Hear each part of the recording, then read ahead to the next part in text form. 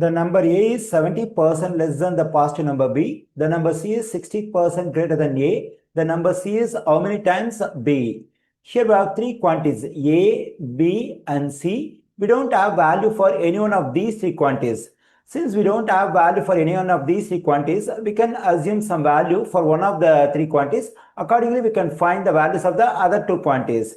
Okay, here in the first information, A is connected to B. So now we can assume some value for B. Accordingly, we can get the value of A. Then we have to plug in that value of A over here in the second information here. Then we can get the value of C. So then we can find C is how many times of B. Since this is a problem based on percentage, here for B, we can take 100 as a value so that the calculation process will be easier. Okay, now I'm going to assume 100 as value for B.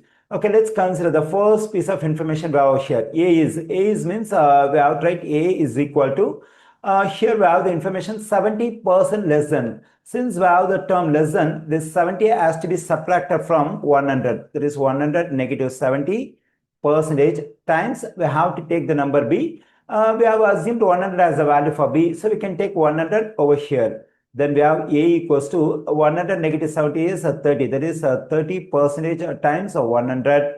When I convert 30% to decimal, I am getting 0.3. That is 0.3 times 100.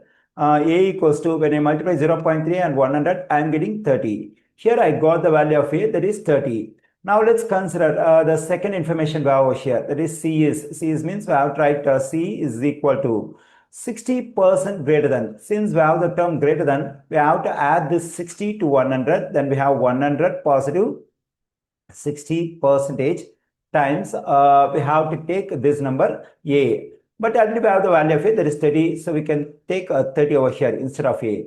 Then we have C equals to 100 positive 60 is 160% times 30.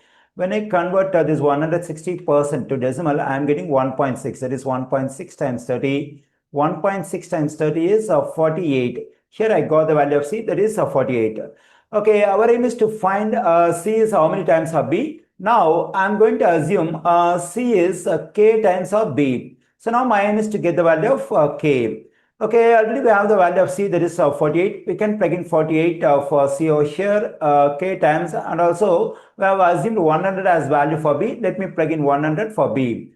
Now to solve for K, let's divide both sides of the equation by 100. This 100 will cancel out. The simplification of this one is 0.48.